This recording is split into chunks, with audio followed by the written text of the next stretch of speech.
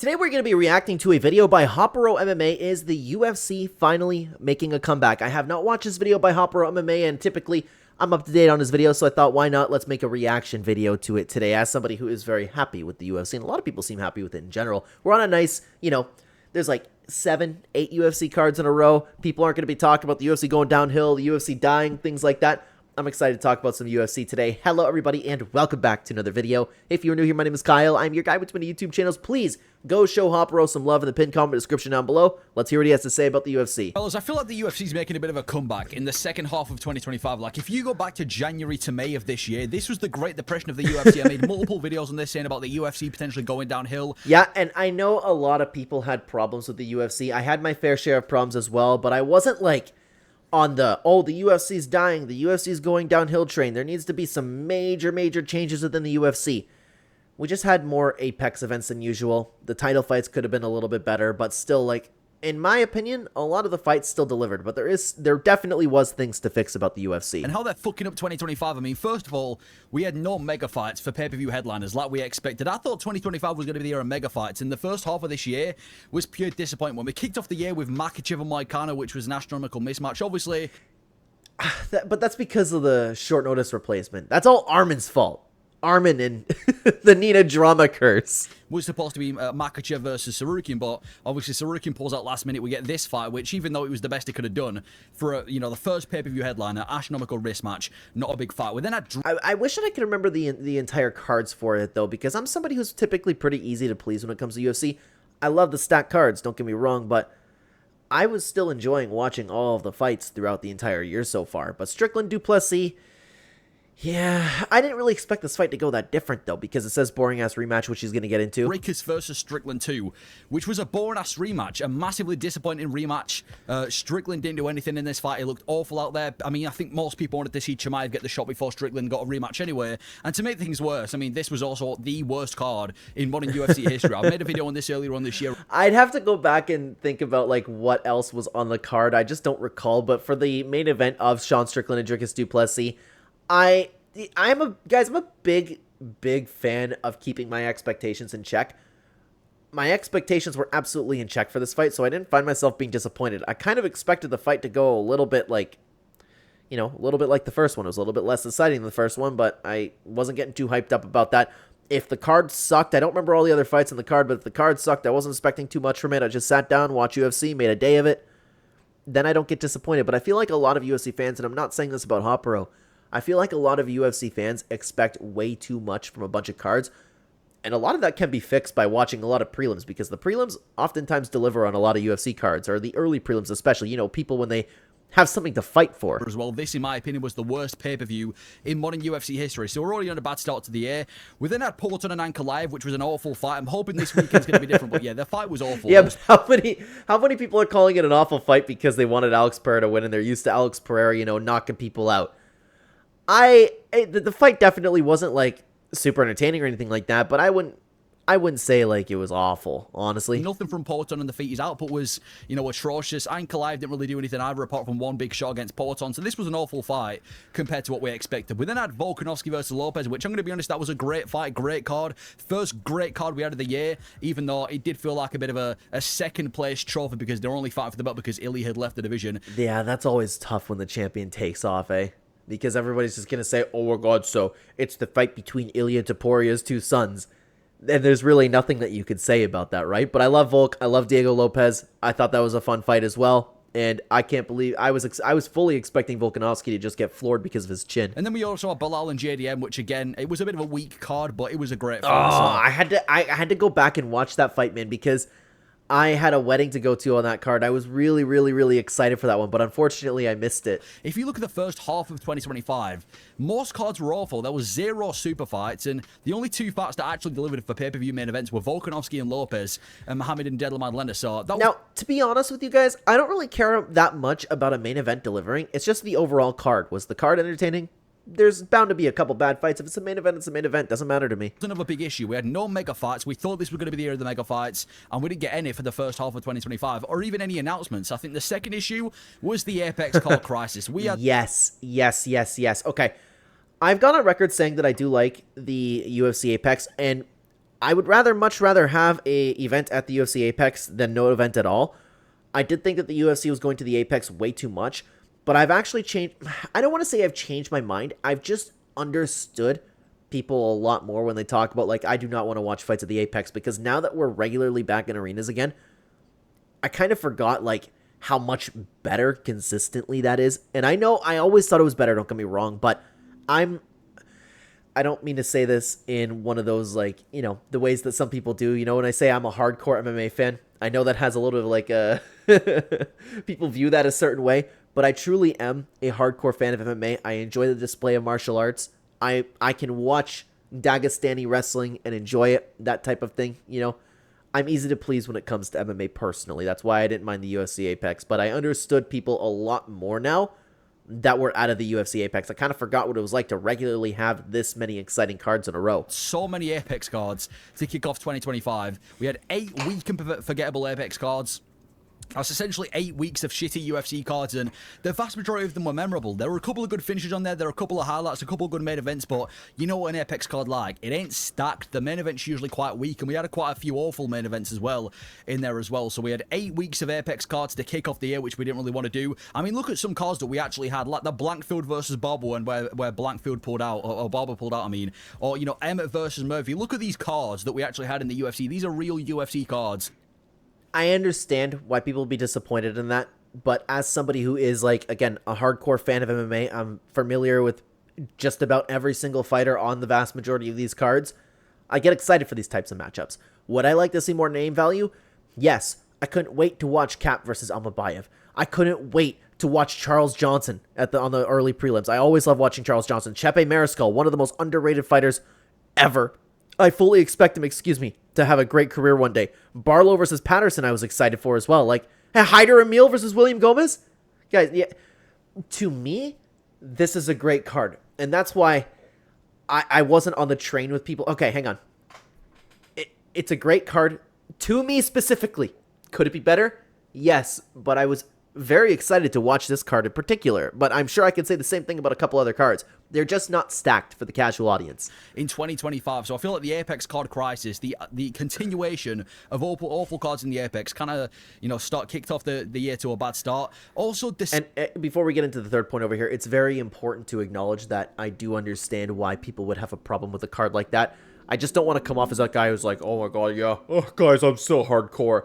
I don't mean to come off like that, but I didn't know how else to say it besides I am a hardcore MMA fan. Decision heavy cards as well, like the Blankfield Barber card, which had 6 out of the 9 fights, went to a decision. There was only 3 finishes, and the main event didn't even happen. Or even the Usman versus Buckley card, where 9 out of 13 fights went to a decision. Or hey, you know what? We kind of had a little bit of a fix for that. If you guys are interested, we did upload a video titled The Complete Guide to Fixing MMA, and we did fix this. We give a little bit of incentive for people to finish fights. The UFC London card, where 9 out of 13 fights went to decision. So I feel like we had a lack of big highlights at the beginning of the year. We had a few big moments, like when Mauricio Hoofy knocked out Bobby Green, and a couple of good knockouts here and there, but a lot of the cards, I mean, not only were they not stacked on paper, but there was a ton of decisions on there as well. Very few highlights, very few big moments.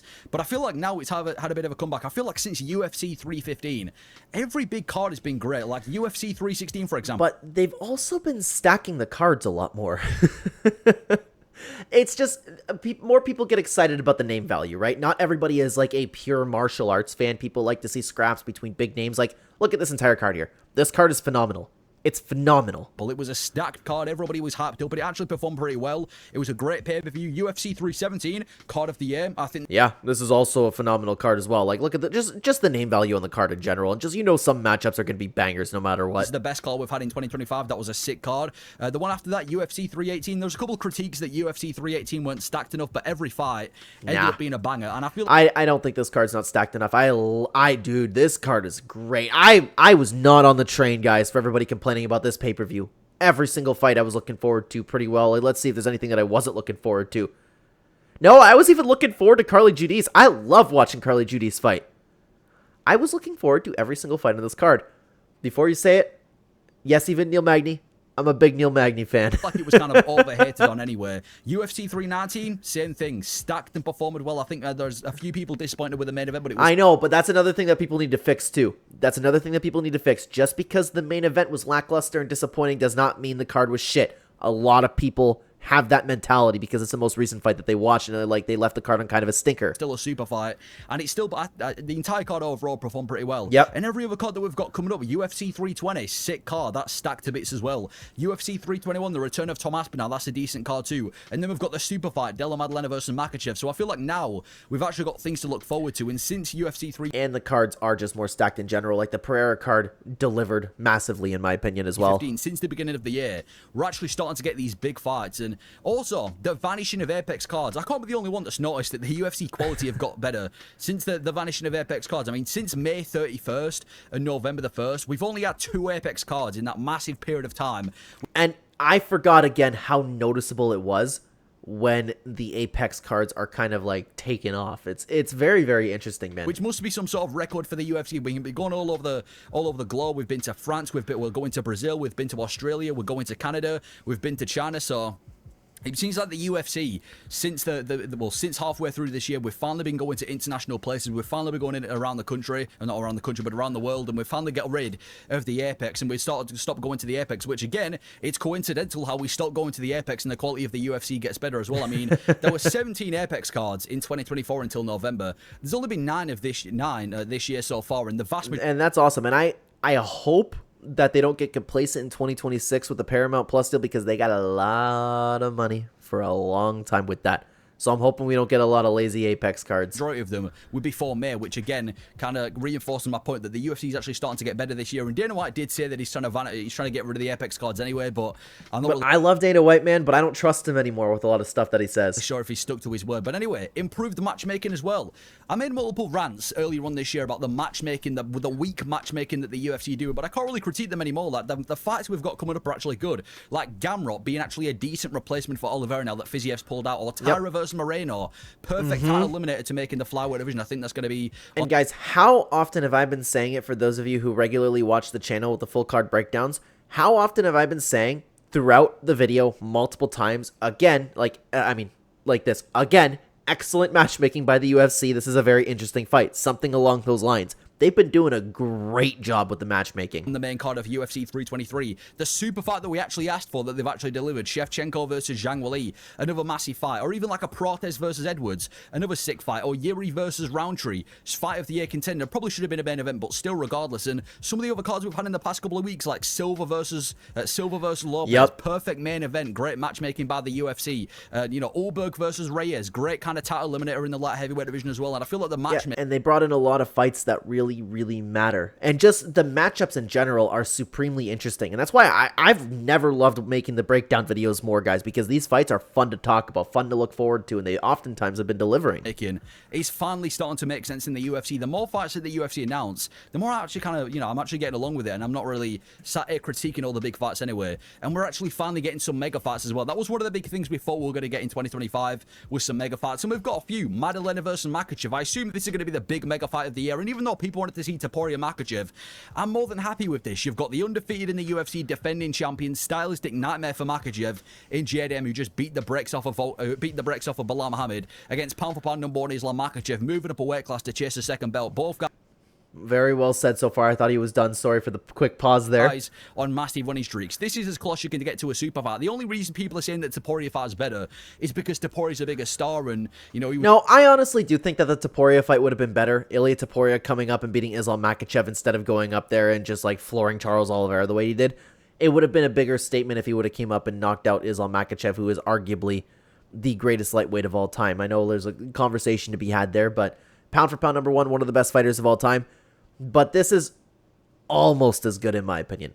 And as Hoppero said, the odds are stacked up against Islam Makhachev. It's a difficult fight. He's the one going up in the weight class trying to pursue another belt. I think it's excellent matchmaking, and it's going to be very, very fun to watch. He's going to sell the fight better, but as far as skill goes, this is one of the best fights you can make in the UFC right now. That's a super fight that we've got coming up this year. And even in women MMA, Shevchenko versus Zhang Weili, 2 pound for pound number 1 versus pound for pound number 2. Yep, and this has been a conversation for a long time. What if Weili and what if Valentina Shevchenko fought? it's not going to be one of those fights that kind of just like falls into the what if category in years down the road. The two best women MMA fighters in the world right now are kind of a fantasy fight that's been going on for a long time. Champion versus champion. That's another kind of super fight in women MMA. And the return of Tom Aspinall, even though he's against Cyril Gane, and I know people complaining because they wanted the John Jones fight, there's nothing the UFC can do about that. No, I'm good. My complaint is that Cyril Gane had an awful robbery against Volkov. It should be a rematch between Tom Aspinall and Alexander Volkov. Maybe Tom Aspinall versus Alex Pereira.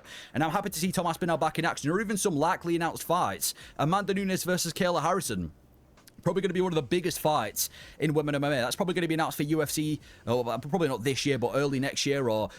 And yeah, honestly, I'm kind of looking forward to that fight as well. I can't remember the last time I've been looking forward to a WMMA fight in the 135-pound division. Volkanovski versus Murphy, great fight. I hope the yes. UFC are going to announce that soon. But I'm hearing reports at the time of recording this video. I'm hearing reports that it's going to be Volkanovski versus Evloev. I hate that people are getting rewarded for inactivity. It's a conversation for another time, man. As well, and fantastic contenders in every division. I feel like we're at the spot in the UFC where nearly every division has a good bunch of contenders, like welterweight, for example. Welterweight's killing it right now. We've got like multiple different top contenders. We've got like 3 different guys that could make a case to say they've earned a title shot, which is what you need. In every division, I'd rather have a bunch of guys at the top than very few guys at the top. So welterweight's killing it right now. And all of the divisions are doing great. Like flyweight's fantastic. Bantamweight's, in my opinion, the best division in MMA history. Featherweight's great. Lightweight's great. Welterweight's great. Middleweight has taken a huge step up and has become great again. 205 could be better. Heavyweight is awful. Awful. A bunch of contenders who are killing it. Even the lightweight division. I know lightweight's kind of suffering from inactivity, which is an issue in itself, but I should have mentioned that too. Yeah, while the contenders are great, the fighters are great, the skill level's never been better for the majority of the division. The inactivity issue is ridiculous. And again, check out the complete guide to fixing the UFC and MMA. We talk about that in the video, and I have a solid solution for all that stuff. We've kind of got a bunch of new names at lightweight as well. We've got Max Holloway coming off a good win. We've got Paddy Pimblett on the rise. Gaethje coming off a win. We've got Sarukian, who's still in the mix as well. So lightweight is there's a lot of contenders for Topuria to take on as well. And if they match the lightweight contenders against each other, which they don't seem to be doing, that's going to be good for the UFC as well. The featherweight division, I think featherweight's in one of the best spots it's been in a while. I agree with that. And you have Volkanovski, who might be leaving the division soon, which sucks. I mean, like, Volkanovski's, like, floated the idea about retirement. Could you imagine these guys going at it with Volkanovski not dominating everything? That'd be crazy. And Gene Silva's part of this. Gene Silva is still a phenomenal contender. In the featherweight division, especially when Volkanovski was a champion, that it was kind of very repetitive, the same guys at the top. We're finally at a spot in the featherweight division where we've got a bunch of contenders, and they're all fun. You know, Diego Lopez, probably the most entertaining guy in that division. Lerone Murphy just slept Pico. Evloev, the undefeated top contender. Yair's in the mix. Sterling's in the mix. Featherweight's in a good position too, or even the middleweight division as well. I feel like middleweight's had a complete replacement from what it was a few years ago. When we that's what I was saying. It has been nothing but an improvement, and I love watching these 3 fight. Alexander Hernandez, Anthony Hernandez, one of my favorites to watch right now. Fascinated by his style. Likes of Adesanya and Whitaker and Vittori. Middleweight's got a bunch of intriguing contenders right now. You've got Imavov at the top. You've got Hernandez, who's obviously on the rise as well. You've got Randy Derrida. All the flyweight division as well. I think flyweight's got a bunch of good contenders as well. I mean, you've got Joshua Van. Oh, don't even get me started. Joshua Van is one of the most exciting fighters in the UFC, period. Probably the most intriguing contender. You've got Brandon Royval, one of the most underrated fighters in the UFC from an entertainment perspective. You've got Moreno on a 2-fight winning streak. You've got Cap on a 2-fight winning streak. You've got Tatsuro Taira, who's coming off a good win as well. So even if you go down the flyweight division as well, it's really flushing out with some very fun prospects. Flyweight's winning as well. And one of the bigger things that have happened since the beginning of this year, John Jones has finally fucked off as well. John Jones. No, he hasn't. He wants to come back and fight at the UFC White House. No, keep him away. Keep him away. I liked when he fucked off. One of the main reasons what kind of ruined the UFC in 2024 and 2025, when he won that heavyweight belt, refused to give it up. He was even going on reality TV shows and still wouldn't fight Tom Aspinall. Well, happily in May of this year, I think it was, we saw John Jones fuck off, which helped the heavyweight division because now Aspinall's the champion and the division can finally move on. And yeah, but there's still, like, the problem at heavyweight, honestly, like, there are no solid contenders. Like, we're getting excited for Mario Pinto now, and no hate on Mario Pinto, but, like, we have to go that far to somebody who's, like, just entering the UFC or barely entering the UFC to, like, get excited, like, ooh, can this guy fight Tom Aspinall one day? We almost need to just make him let them take PEDs again. For the fans, the UFC Paramount deal as well, they've officially gone to Paramount. They're leaving the pay-per-view model, they're leaving ESPN, which I think is a good thing for the fans. I mean, first of all, no more pay-per-view makes everything insanely cheap for fans, and we already saw the pay-per-view model get abolished with Canelo Crawford, and that worked out to be amazing as well. So no pay-per-views, cheaper for fans, better for fans. Yeah, I wonder if that's going to like really boost up the UFC, because a lot of people have been talking about like that more people having access to it, it's going to go even more mainstream, but the UFC is already pretty mainstream. I'm interested to see what the numbers end up doing. And hopefully increased fighter pay. Obviously, I say hopefully because knowing Dana White is probably not going to, give him a penny. But obviously, if there's anything that can, be improved for the fighters, obviously we're going to support that as well. And a lot of people online are supporting this Paramount deal as well, which is obviously what you want to see because it shows improvements to the UFC as well. Now, am I saying, dude, and Paramount's been doing like work on the side too. Like I just heard that they're talking about buying Warner Bros too. That's crazy. The UFC's flawless? I'm not saying the UFC's in a complete 180 and it's in the best position it's ever been. Of course, I'm not. Dana White, in my opinion, is still, that careless promoter. He seems to be digging his nose more in boxing, signing more deals with boxing. It seems like Dana White's getting bored of the UFC. It's sad to see because I've been a fan of Dana White since I started watching the sport, man, and you can just tell, and it's sad to see that the passion is just completely gone for him. It's not there anymore, and I think it would be best if Dana White left the UFC alone. And his attention's kind of switching to boxing. We saw this in the Canelo-Crawford fight, but just in general, it seems like he cares more about boxing. I mean, he's not even showing up to some of the biggest pay-per-views press conferences. There's usually one big pay-per-view a month, and the fact that Dana can't even show up to a press conference is quite concerning. Yeah, I was actually like, depending on when you're watching this video, I'm recording this on October 13th, 2025, and it's been really refreshing watching the Contender Series because it looks like I forgot how fun it was to see like Dana White excited about something. You see Dana White actually having reactions to things, clapping, standing up. He loves the Contender Series. It's clear that there's a passion there, but it just goes to show how much he does not have a passion for the rest of the sport anymore. It does seem like even when he's announcing a fight, he seems depressed, and that brings him into the next point in his the promotion. Yeah. Yeah. Hey, what's up, guys? So, yeah, got a couple of fight announcements for you. Ilia Topuria knocked out Charles Oliveira. He's on a whatever fight win streak, and he's a contender in the division. And he's taking on, he's going to be taking on that guy, that guy. I just think the promotion's stale. It's like the UFC isn't really trying to grow, and it's just trying to maintain. That's what I'm worried about with the Paramount deal. That's what I'm so worried about that, dude. They're going to get complacent. Apex card. They won't care about the contenders fighting. Very worried about that. It's the same 15-minute press conferences. You can roll a dice if Dana's going to be there. The countdown show that gets repetitive. The vlog series, which I don't mind. And a cheap trailer that seems like it was made by some sort of college student. I watched all of that religiously since I've been involved with this sport. Now I don't care if I miss any of that. I just look forward to the event. The promotion's so bad. The pay-per-views like UFC 320, for example, I feel like cards nowadays are only hyped on fight week, and that's because of the promotion that they don't really do in the build-up. And if it is promotion, it'll be some shitty Nina drama interview posted a few weeks before. And on top of that as well, the star power issue. There's only 2 megastars in the UFC right now, with Topuria, who's looking more at boxing and has only fought once this year, and Poulton, who might not even beat Ankalaev. I know you've got the likes of O'Malley and Aspinall and Volkanovski and Pimlet and Holloway and a couple of other big names. I'm not saying the UFC has a complete lack of stars, but when it comes to mega stars, people joining the casuals, that's where I kind of feel like the UFC are lacking. So agreed. They have good stars, but no mega stars. Like, yeah, Alex Pereira is probably the only one, but you know what? That could very well change with the amount of events with crowds that they're doing. A lot more viral moments could come out of that stuff. I'm not saying the UFC's flawless, but I feel like the UFC, with what we've got coming up in 2026, with some of the fights that we've got coming up this year and the pay-per-views that we've got, I feel like it has made a bit of a comeback this year compared to the beginning of the year. So, I think it's been great, man. I think it's been great, and I think it was very well said. It was a phenomenal video, but you know what else is a peak video? And please go show Hoppero some love in the pinned comment description down below. But if you already follow that channel, already watch this video, check out the complete guide to fixing the UFC. I cooked. Check it out, guys. The video's flopping. Thanks for being here, everybody. Take care.